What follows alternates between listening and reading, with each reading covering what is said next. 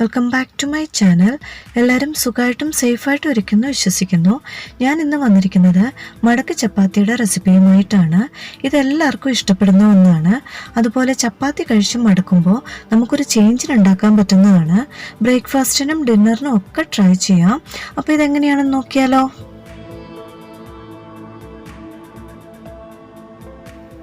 അതിനായി ഞാൻ 1.5 കപ്പ് മൈദയും 1.5 കപ്പ് ആട്ടയുമാണ് എടുത്തിരിക്കുന്നത്. മൈദ തന്നെ എടുക്കുന്നവരും ഉണ്ട്, അതൊക്കെ നിങ്ങളുടെ ഇഷ്ടം പോലെ എടുക്കുക. അതിലേക്ക് ആവശ്യത്തിനുള്ള ഉപ്പും 1 ടേബിൾ സ്പൂൺ പഞ്ചസാരയും 2 ടേബിൾ സ്പൂൺ തൈരും കൂടെ ഒഴിക്കുക. എന്നിട്ട് കൈകൊണ്ട് ആദ്യം നന്നായി ഒന്ന് മിക്സ് ചെയ്തതിന് ശേഷം നമുക്ക് വെള്ളം ഒഴിച്ച് കുഴച്ചെടുക്കാം. ചപ്പാത്തിക്ക് കുഴയ്ക്കുന്നത് പോലെ തന്നെ, പക്ഷേ ഒരു ഇച്ചിരി ലൂസായിട്ട് വേണം കുഴയ്ക്കാൻ. ചൂടുവെള്ളം ഒന്നും വേണ്ട കേട്ടോ, ഞാൻ പച്ചവെള്ളത്തിലാണ് കുഴച്ചിരിക്കുന്നത്.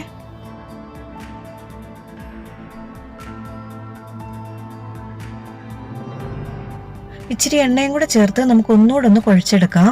അപ്പം നല്ല സോഫ്റ്റായി കിട്ടും.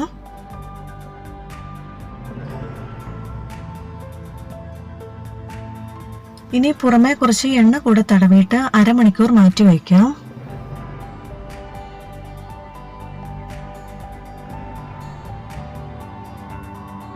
ഇപ്പം അരമണിക്കൂർ കഴിഞ്ഞിട്ടുണ്ട്. മാവ് നല്ല സോഫ്റ്റ് ആയിട്ടുണ്ട്. ഇനി നമുക്ക് ചെറിയ ബോൾസ് ആക്കി എടുക്കാം. നമ്മൾ ചപ്പാത്തിക്ക് എടുക്കുന്ന ബോൾസിനെക്കാട്ടിലും കുറച്ചുകൂടെ വലുതാക്കി എടുക്കണം കേട്ടോ.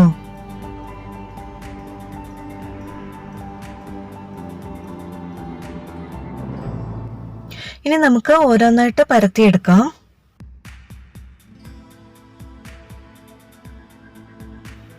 ആദ്യം നമ്മൾ ചപ്പാത്തി പരത്തുന്ന പോലെ തന്നെ പരത്തിയെടുക്കുക. എന്നിട്ട് ആ പൊടിയെല്ലാം ഒന്ന് കൊട്ടിക്കളയണേ.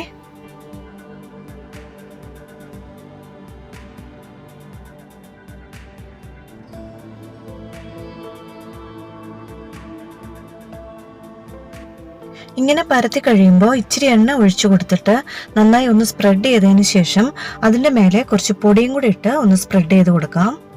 ഇങ്ങനെ ചെയ്യുന്നത് എന്തിനാന്ന് വെച്ചാൽ നമ്മൾ ചുട്ടെടുക്കുമ്പം അകത്ത് ഒട്ടിപ്പിടിക്കാതെ നല്ല ലെയറായിട്ട് തന്നെ കിട്ടാൻ വേണ്ടിയാണ്. ഇനി ഇത് ട്രയാങ്കിൾ ഷേപ്പിൽ മടക്കി എടുത്തിട്ട് മാറ്റി വയ്ക്കാം.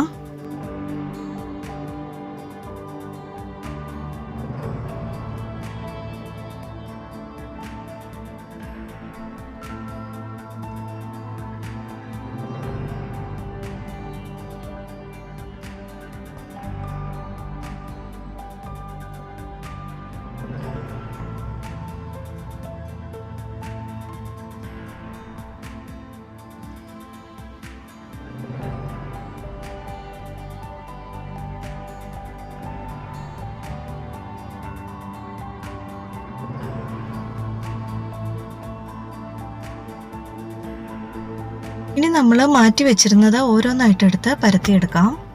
പരത്താനുള്ള എളുപ്പത്തിന് പൊടിയിട്ട ശേഷം പരത്തി കഴിയുമ്പോൾ ഇതെല്ലാം കൊട്ടിയിട്ട് വേണം നമുക്ക് ചുട്ടെടുക്കാനായിട്ട്.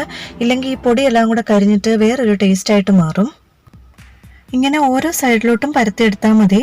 അപ്പം നമുക്ക് കറക്റ്റ് ഷേപ്പിൽ കിട്ടും.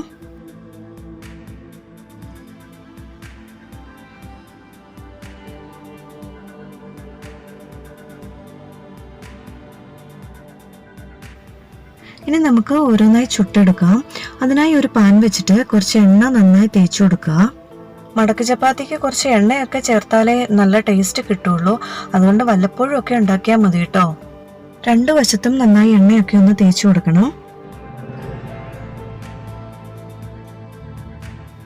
ആദ്യം നമുക്ക് ഹൈ ഫ്ലെയിമിലിട്ട് തന്നെ ചെയ്യാം. അപ്പം ഇതുപോലെ 2 വശവും നന്നായിട്ട് പൊങ്ങി വരും.